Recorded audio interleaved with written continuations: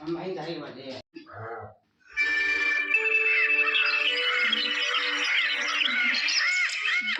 पहाड़ों के बीच रत्नपुर नाम का एक गांव था। यहाँ के लोग शांत स्वभाव के और घुल मिलकर रहने वाले लोग थे। इसी गांव में 3 दोस्त रहा करते थे। तीनों दोस्त रोज सुबह उठकर अपने अपने काम पर जाते और शाम को आकर दिन भर की मजदूरी आपस में बांट लेते और मिल बांट कर खाना बनाकर खा लेते। उन तीनों की आपस में इतनी ज्यादा बनती थी कि लोग उन्हें दोस्त कम और एक दूसरे के भाई ज्यादा समझते थे, जैसे कि तीनों में खून का रिश्ता हो। गांव के 2 लोग आपस में बात कर रहे होते हैं। अरे भाई, इन तीनों को देखकर लगता ही नहीं कि तीनों के तीनों अनाथ हैं और इन तीनों में इतना ज्यादा प्यार है। सबके सब कितने खुश रहते हैं। कितने दिनों से हमारे गांव में रह रहे हैं, लेकिन आज तक मजाल है किसी ने इनके बारे में कुछ गलत कहा हो। बहुत ही ईमानदार और अच्छे लड़के हैं। हमेशा सबकी मदद करते रहते हैं, कभी किसी बात को मना नहीं करते। हाँ भाई, तुम बिल्कुल ठीक कह रहे हो। मैं भी जब इन लोगों को कुछ काम कहता हूँ तो झट से हाँ कर देते हैं। इसी तरह पूरा गांव के लोग तीनों दोस्तों की ईमानदारी और मेहनत के बारे में हमेशा बात करते। इसी तरह ये बात आसपास के गांव में फैल गई। एक दिन उस गांव में एक व्यापारी आता है और बोलता है, अरे भाई सुनो, मैं पास के गांव से आया हूँ। मैंने सुना है तुम्हारे गांव में 3 दोस्त रहते हैं और वो बड़े ही ईमानदार और मेहनती हैं। मैं उनके लिए कुछ काम लेकर आया हूँ। क्या तुम मुझे बता सकते हो कि वो तीनों दोस्त कहाँ रहते हैं? इतना कहकर वो व्यापारी उन तीनों दोस्तों के घर की ओर निकल जाता है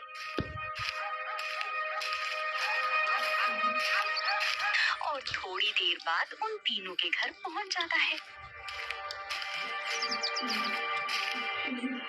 और बोलता है, आप सब मुझे इतनी हैरानी से क्यों देख रहे हैं? इतना सुनकर जगन बोलता है, नहीं भाई, तुम्हें कभी यहाँ देखा नहीं। इस गांव के नहीं लग रहे हो और हमारे घर आकर खड़े हो तो तुम्हें देखकर थोड़ी हैरानी सी हो रही है। आप कौन हो और यहाँ क्या कर रहे हो? तुम्हारा हैरान होना स्वाभाविक है। दरअसल मैं पास ही के गांव में रहता हूँ और मैं एक बड़ा व्यापारी हूँ। मेरे पास धन दौलत और पैसों की कोई कमी नहीं, पर मैंने बहुत लोगों से तुम्हारी दोस्ती और ईमानदारी के किस्से सुने हैं। इसी वजह से मैं तुम तीनों से मिले बिना रह नहीं पाया और तुमसे मिलने चला आया। हाँ भाई, हम ही है वो तीनों दोस्त। मेरा नाम जगन है और आपके सामने जो खड़ा है वो मुरली है और ये जो मेरे साथ बैठा है इसका नाम रघु है। मैं आप सब लोगों से मिलकर बहुत खुश हूँ। मैं बहुत दिनों से आप तीनों से मिलना चाहता था। मैंने आपकी ईमानदारी और दोस्ती की बहुत सारी दास्तानें सुनी हैं। मैं हमेशा से चाहता था कि आपसे मिलूं। आज आप तीनों से मिलकर बहुत अच्छा लग रहा है। देखिए व्यापारी जी, इतना तो मैं समझदार हूँ कि आप जैसा पैसे वाला आदमी सिर्फ मिलने के लिए तो यहाँ नहीं आया होगा। और जैसा कि आपने बताया आप एक व्यापारी हो, इसका मतलब कोई ना कोई बात जरूर रही होगी। बिना किसी मतलब या फिर किसी काम के आप यहाँ नहीं होंगे। आपको जरूर हमसे कुछ ना कुछ काम होगा, इसी वजह से आप यहाँ आए हो। जगन, तुमने बिल्कुल सही समझा। मुझे तुमसे काम तो है और तुम तीनों से काम है। तो बोलो व्यापारी जी, आप यहाँ किस काम से आए हैं और आपको हम तीनों से क्या काम है? देखो मुरली, मैं घुमा फिरा कर तो बात करना नहीं चाहता। दरअसल मेरे सीने में एक राज दफन है वो राज मैं तुम्हें बताना चाहता हूँ, जिसकी वजह से आज मेरे पास इतनी धन दौलत है। और वही राज मैं तुम तीनों को बताना चाहता हूँ।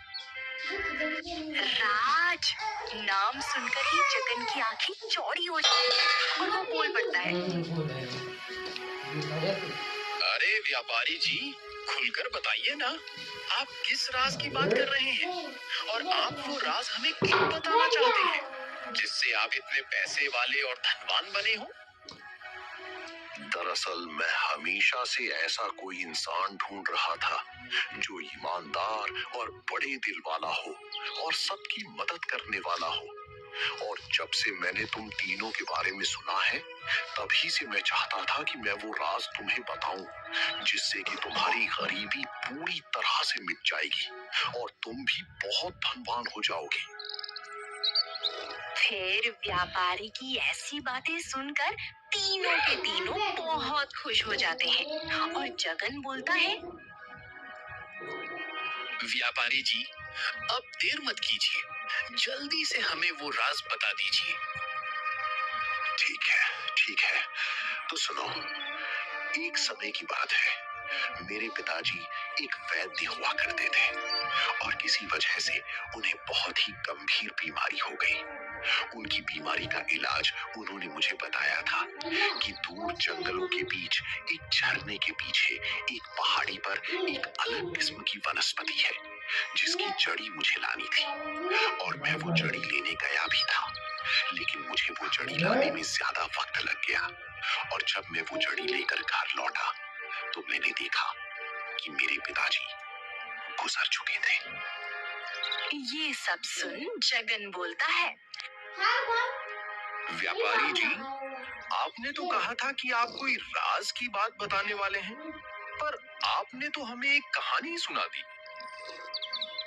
हाँ, ये कहानी नहीं सच है, और जो राज है वो तुम्हें बताता हूँ। जब मैं वो जड़ी ढूंढने के लिए उस झरने के पीछे गया था, तो मैंने देखा कि वहाँ एक ऐसी जगह है जहाँ बहुत सारे हीरे जवाहरात और बहुत सारा सोना है। और जब भी मुझे जरूरत होती है, मैं वहाँ से थोड़ा थोड़ा ले आया करता हूँ। लेकिन वहाँ इतना ज्यादा सोना है कि मैं अकेला वहाँ से सारा सोना नहीं ला सकता। इसलिए जब मुझे जरूरत होती है, मैं वहाँ से थोड़ा ही लेकर आता जाता हूँ। और अब मैं चाहता हूँ कि मैं उस जगह का रास्ता तुम्हें बता दूं, क्योंकि अब मैं वहाँ से इतना सोना ला चुका हूँ कि अब और सोने की जरूरत मुझे नहीं है। ये सब बात सुनकर जगन की आंखों में चमक सी आ जाती है और वो बोल पड़ता है, क्या आप सच कह रहे हैं? सच में इतना सारा सोना और हीरे जवाहरात वहाँ पर है, जिस जगह की आप बात कर रहे हैं? हाँ, मैं सच कह रहा हूँ। वहाँ इतना सोना है कि तुम अकेले उसे नहीं ला सकते। वो पूरी की पूरी जगह ही सोने चांदी से भरी पड़ी है। और मैं चाहता हूँ कि तुम तीनों भी वहाँ से थोड़ा थोड़ा सोना चांदी जितना तुम्हें चाहिए वो सब लेकर आ जाओ, और तुम भी खुशी खुशी जियो मेरी तरह। इतना कहकर उस व्यापारी ने तीनों को उस जगह का रास्ता बताया और बोला, देखो, मैंने तुम्हें उस जगह का पता तो बता दिया है, लेकिन याद रहे, मेरी एक ही शर्त है कि उस जगह के बारे में तुम तीनों किसी से नहीं बताओगे। तीनों व्यापारी की बात मान जाते हैं और जगन बोलता है, अरे व्यापारी जी, आप बिल्कुल चिंता मत कीजिए, ये राज हम तीनों अपने पास ही रखेंगे। ठीक है, तो अब मैं चलता हूँ, अपना ख्याल रखना। इतना कहकर वो व्यापारी वहाँ से चला जाता है। तभी मुरली जगन से बोलता है, अरे जगन, क्या तुम्हें लगता है ये आदमी सच कह रहा होगा? क्या सच में ऐसी कोई जगह होगी जहाँ इतना सारा पैसा, सोना, सब कुछ होगा? मुझे लगता है ये आदमी झूठ भी बोल रहा होगा। नहीं नहीं मुरली, मुझे नहीं लगता कि वो आदमी झूठ बोल रहा है। वो सच में हमारी दोस्ती की कहानी सुनकर हमारे पास आया है। हमारी ईमानदारी का फल हमें मिलने वाला है। और तुम कैसी गलत बातें कर रहे हो? तुम बस ये सोचो कि जब वो पैसे मिल जाएंगे तो उस पैसे का हम क्या करेंगे। जरा सोच कर देखो, कितना सारा सोना, कितना सारा पैसा, हम जो चाहे वो खरीद सकते हैं, जैसा चाहे वैसा रह सकते हैं, हम बहुत ज्यादा अमीर बन जाएंगे। तुम ये क्यों नहीं सोच रहे हो? नहीं जगन, मेरा मतलब वो नहीं था। मैं तो सिर्फ इतना ही कह रहा था कि कोई आदमी क्यों हमें किसी ऐसी जगह का पता बताएगा, वो भी मुफ्त में। वो भी एक व्यापारी जो बिना खुद के फायदे की एक मक्खी नहीं मारता। ये सब सुनकर रघु भी बोलता है, मैं तुम्हारी बात से सहमत हूँ। क्या पता वो हमें किसी मुसीबत में डाल दे। और वैसे भी मुफ्त में मिली हुई चीज हमेशा अच्छी ही हो ऐसा नहीं होता। हमें उसके बारे में नहीं सोचना चाहिए। हम मेहनती लोग हैं, मेहनत करके ही अपना गुजारा कर लेंगे। हमें नहीं चाहिए कोई हीरे जवाहरात सोना चांदी। ये तुम दोनों कैसी अजीब सी बातें कर रहे हो। लक्ष्मी खुद चलकर हमारे पास आना चाहती है और तुम उल्टी सीधी बातें किए जा रहे हो। मुझे उस व्यापारी पर पूरा भरोसा है। मैंने उसकी आंखों में देखा है और वो जो भी बोल रहा था सच बोल रहा था। और मैं कल सुबह ही वहाँ के लिए निकलने वाला हूँ और तुम दोनों भी मेरे साथ आने वाले हो। मैं कुछ नहीं सुनने वाला। जगन की ऐसी बात सुनकर मुरली और रघु दोनों भी जगन के साथ चलने के लिए तैयार हो जाते हैं। और दूसरी सुबह तीनों दोस्त उस खजाने की ओर निकल जाते हैं। जगन आगे की ओर चल रहा होता है, मुरली उसके पीछे और सबसे पीछे रघु। कुत्ता लेकर आया वो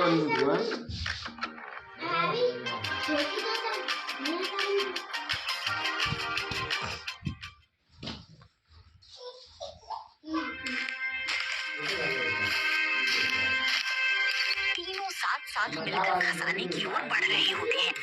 तभी अचानक जगन बोलता है, अरे मुरली, मुझे बहुत ज्यादा प्यास लगी है और इस चिलचिलाती धूप में मैं और नहीं चल पाऊंगा। अगर मुझे पानी नहीं मिला तो मैं यहीं दम तोड़ दूंगा। जगन की ऐसी बातें सुनकर मुरली बहुत डर जाता है और रघु से बोलता है, अरे रघु, जरा जाओ, जल्दी से कहीं से थोड़ा पानी ले आओ, नहीं तो जगन की तबीयत और खराब हो जाएगी। हाँ मुरली, मैं अभी जाकर पानी ढूंढ कर लाता हूँ। रघु पानी ढूंढने के लिए जंगल की ओर चला जाता है और तभी अचानक जगन उठ खड़ा होता है। ये देख मुरली जगन से बोलता है, अरे जगन, रघु के जाने के पहले तो तुम पानी के लिए तड़प रहे थे, क्या अब तुम्हें प्यास नहीं लग रही? थोड़ी देर पहले तो तुम मरने ही वाले थे, अब कहाँ चली गई तुम्हारी ये प्यास? अरे मुरली, दरअसल मैं तुमसे अकेले में कुछ बात करना चाहता था, इसीलिए मैंने ये सब किया। ये नौटंकी करने की क्या जरूरत थी? सीधे सीधे बोल देते। अरे बेवकूफ आदमी, रघु के सामने मैं तुम्हें ये नहीं बता सकता था, इसीलिए मंगाए रही थी नहीं कर सकते थे। हाँ, ऐसी एक बात थी जो मैं तुमसे रघु के सामने नहीं कह सकता था। ठीक है, सुनो, अब सिर्फ मैं बोलूंगा, तुम सिर्फ सुनोगे। हाँ ठीक है, बोलो, क्या बात है? देखो मुरली, खजाने में 3 हिस्से बराबर बंटने वाले हैं, तो मैं चाहता हूँ कि अगर 3 हिस्से हुए तो हमारे हिस्से में कम धन आएगा। क्यों ना हम रघु को रास्ते से हटा दें? तुम कहना क्या चाहते हो? हम ऐसा कैसे कर सकते हैं? वो हमारा दोस्त है, तुम ऐसा सोच भी कैसे सकते हो? अरे मुरली, जरा सोच कर देखो, वहाँ इतना ज्यादा सोना चांदी है कि उससे तुम कुछ भी खरीद सकते हो। जरा सोचो, इतना पैसा, तुम जो चाहे वो कर सकोगे, तुम्हारे हिस्से में भी ज्यादा आएगा। जरा सोचो। ये सब सुनकर मुरली भी जगन की बातों में आ जाता है और बोलता है, ठीक है जगन, पर याद रखो, कोई गड़बड़ हुई तो सारी की सारी जिम्मेदारी तुम्हारी। हाँ मुरली, सारी की सारी जिम्मेदारी मेरी। इतना कहते ही रघु वहाँ आ जाता है और लाया हुआ पानी जगन को दे देता है। वो पानी पीकर जगन बोलता है, धन्यवाद रघु, तुम्हारी वजह से जान बची है, वरना आज तो मेरी जान चली जाती। इस धूप में इतनी ज्यादा प्यास लगी थी कि मैं बयान नहीं कर सकता। ठीक है, अब मुझे अच्छा लग रहा है, हम आगे का सफर जारी रख सकते हैं। तीनों आगे की ओर निकल जाते हैं।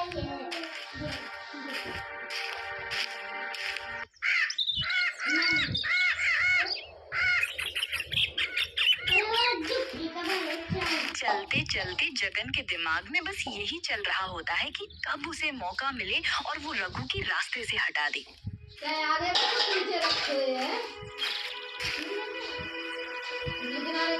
तभी अचानक जगन को एक झरना दिखाई देता है। भाई तुम यहीं रुको, मैं अभी जाकर देख कर आता हूँ। शायद इसी झरने के पार हमारी मंजिल हो। ठीक है जगन, हम दोनों ही इंतजार करते हैं। तुम जाकर देखो, शायद यहीं से हमारी मंजिल हमें दिख जाए। जगन जल्दी जल्दी झरने के ऊपर चढ़ जाता है और झरने के ऊपर खड़ा होकर बोलता है, अरे रघु, मुरली, तुम दोनों को ऊपर जाकर देखना चाहिए। यहाँ से क्या नजारा दिख रहा है, ये नजारा स्वर्ग से कम नहीं। ऐसा दृश्य तो मैंने अपने सपने में भी नहीं देखा। तुम दोनों ऊपर आकर देखोगे तो तुम्हारी आंखें चकरा जाएंगी। क्या खूबसूरत नजारा है। जगन की ये बात सुनकर मुरली और रघु दोनों झरने के ऊपर चढ़ जाते हैं और थोड़ी ही देर में मौका देखकर जगन रघु को झरने के ऊपर से पानी में धक्का दे देता है। थोड़ी ही देर में रघु झरने में कहीं खो जाता है। ये सब देख मुरली थोड़ा डर जाता है। अरे मुरली, तुम्हारे होश क्यों उड़े हुए हैं? क्या तुम डर गए? अरे जगन, हम जो कर रहे हैं वो सही तो है ना? क्या हमने रघु को रास्ते से हटाकर ठीक तो किया है ना? मुरली, तुम फिजूल का सोचना बंद करो। तुम सिर्फ खजाने के बारे में सोचो, तुम्हें अच्छा लगेगा। और कुछ पाने के लिए ऐसी छोटी छोटी कुर्बानियां देनी पड़ती हैं। जो हो रहा है उसके बारे में सोचने से अच्छा है कि तुम जो मिलने वाला है उसके बारे में सोचो। सोचो कि वहाँ कितना सारा सोना होगा जो कि हम दोनों के हिस्से में ही होगा। उसमें 3 हिस्से नहीं गिरेंगे, एक तुम्हारा और एक मेरा।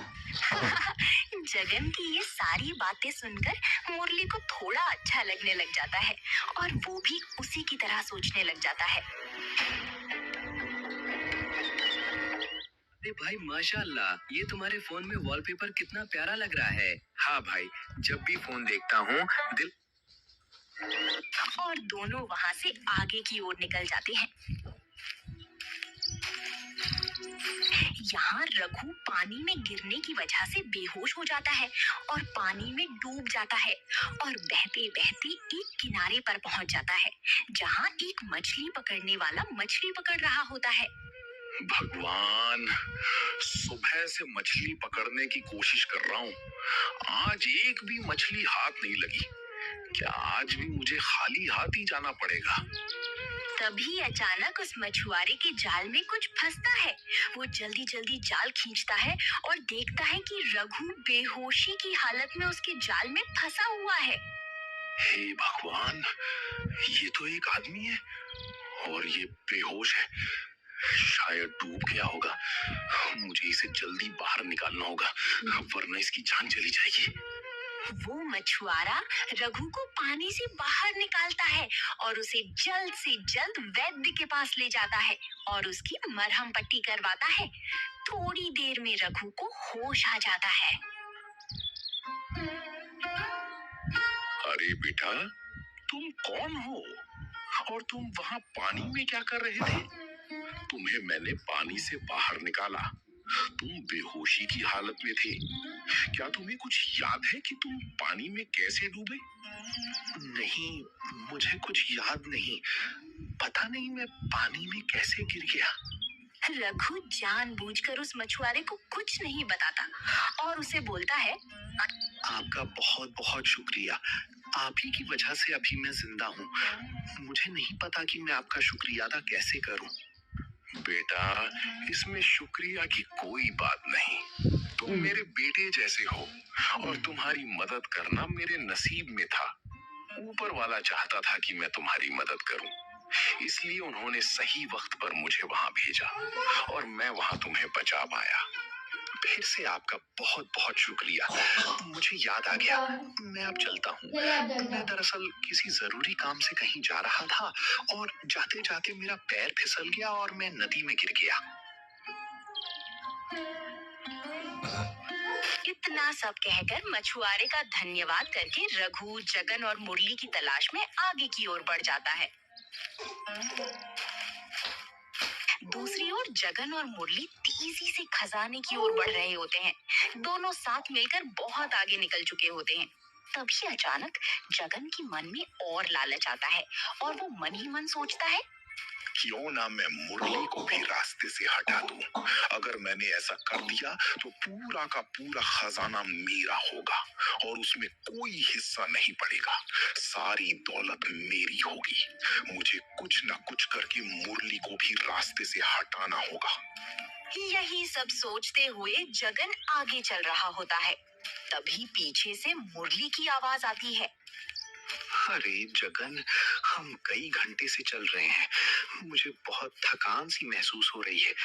क्या हम यहाँ थोड़ा आराम कर सकते हैं? दरअसल मैं बहुत थक चुका हूँ और इस थकी हुई हालत में मैं और नहीं चल पाऊंगा। मुझे थोड़ा आराम करना है। ठीक है मुरली, अगर तुम कहते हो तो हम यहाँ थोड़ी देर रुककर आराम कर लेते हैं। जगन और मुरली दोनों भी एक पेड़ के नीचे बैठ जाते हैं और थकान की वजह से मुरली को नींद आ जाती है और वो सो जाता है। मुरली को सोया हुआ देख जगन के मन में ख्याल आता है और वो सोचता है, क्यों ना मैं मुरली को यहीं किसी पेड़ के नीचे बांध दूं और उसे यहाँ छोड़ दूं। जंगली जानवर उसे खा जाएंगे और मैं आगे चला जाऊंगा। जगन ऐसा ही करता है। मुरली को नींद में ही वो एक रस्सी से पेड़ के नीचे बांध देता है और आगे की ओर निकल जाता है। तभी अचानक मुरली की आंख खुल जाती है और वो बोलता है, अरे जगन, तुम मुझे यहाँ इस पेड़ के नीचे बांध कर कहाँ जा रहे हो? खोलो मुझे ऐसे अकेला छोड़कर मत जाओ। जगन पर मुरली की बात का कोई असर नहीं होता और वहाँ से वो चला जाता है। मुरली अकेला उस पेड़ के नीचे बंधा होता है। तभी वहाँ से एक आदमी गुजरता है। जैसे ही मुरली उस आदमी को देखता है, जोर जोर से चिल्लाकर उस आदमी को अपने पास बुलाता है। अरे भाई, तुम कौन हो? जरा मेरे पास आओ, मुझे मदद की जरूरत है। जैसे ही वो आदमी पास आता है, मुरली देखता है कि वो एक कुष्ठ रोगी है। भाई, मुझे खोलो, कोई मुझे यहाँ बांध कर चला गया है, मुझे आजाद करो। वो कुष्ठ रोगी मुरली को आजाद कर देता है। जैसे ही मुरली आजाद होता है, वो बोलता है, दूर हटो, मेरे पास भी मत आना। क्या पता कौन सी बीमारी है तुम्हें, मुझे लग जाएगी। हटो यहाँ से, मुझसे दूर खड़े रहो। इतना कहकर मुरली जल्दी जल्दी से जगन का पीछा करने लगता है।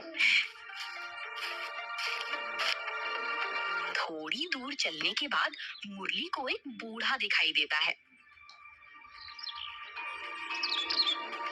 अरे भाई, रुको, मेरी मदद कर दो। दरअसल मैं पास के ही गांव में रहता हूँ। एक सांड ने मुझे टक्कर मार दी, जिसकी वजह से मेरी कमर पूरी तरह से टूट चुकी है। मैं उठ भी नहीं पा रहा हूँ। कृपा करके मेरी मदद कर दो, मुझे मेरे घर तक छोड़ दो। तुम्हारी बहुत मेहरबानी होगी। चल हट बूढ़े, अभी मेरे पास बिल्कुल समय नहीं है, मुझे बहुत जरूरी काम से जाना है। इतना कहकर मुरली वहाँ से आगे निकल जाता है। जैसे ही वो उस जगह पहुंचता है तो देखता है कि जगन बड़े बड़े थैलों में सारे हीरे, जवाहरात और सोना भर रहा होता है। ये सब देख मुरली जगन से बोलता है,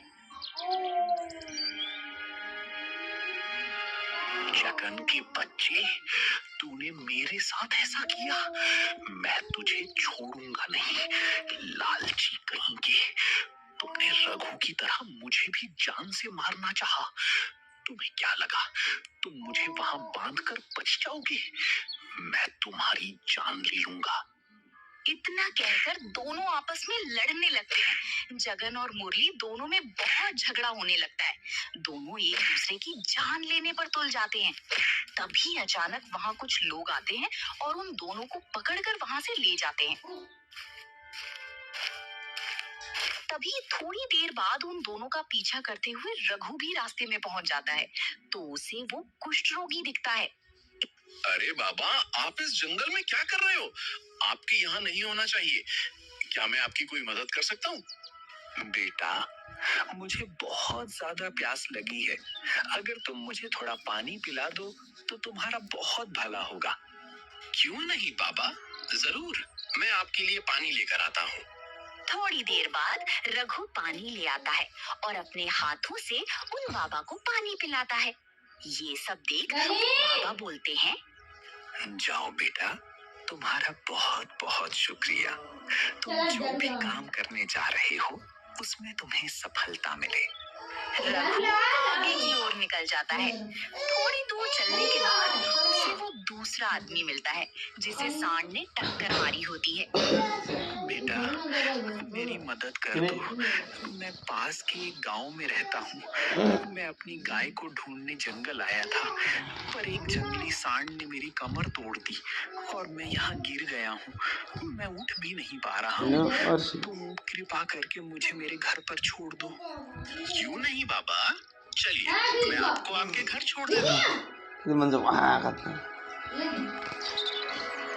रघु उन बाबा को लेकर उनके घर छोड़ आता है। बदले में वो बाबा रघु का धन्यवाद करते हैं। उसके बाद रघु अपनी मंजिल की ओर निकल जाता है। जैसे ही रघु उस जगह पहुंचता है तो देखता है कि सचमुच वहाँ बहुत सारा सोना, हीरे, जवाहरात और बहुत सारी अशर्फियां होती हैं। ये सब देख रघु बहुत खुश हो जाता है, लेकिन वो वहाँ से कुछ उठाता नहीं और चुपचाप वहीं खड़ा रहता है। तभी अचानक वहाँ एक आदमी आता है और बोलता है, आखिरकार मुझे वो इंसान मिल गया जिसकी मुझे तलाश थी। ये सब सुन रघु बोलता है, भाई, मैं कुछ समझ नहीं पा रहा हूँ, तुम कहना क्या चाहते हो? तुम किस इंसान की बात कर रहे हो? और तुम्हारी आवाज मुझे जानी पहचानी क्यों लग रही है? क्या मैं तुमसे पहले भी कहीं मिल चुका हूँ? हाँ, हम पहले भी मिल चुके हैं। मैं एक व्यापारी बनकर तुम्हारे घर आया था और इस जगह का पता भी मैंने ही तुम्हें बताया था। पर जब मैं तुम्हारे घर आया था तब मैंने भेष बदला हुआ था, इसी वजह से तुम मुझे अभी पहचान नहीं पा रहे हो। तो आप वही व्यापारी हैं जो हमारे घर आए थे और आपने जानबूझकर मुझे इस जगह के बारे में बताया था।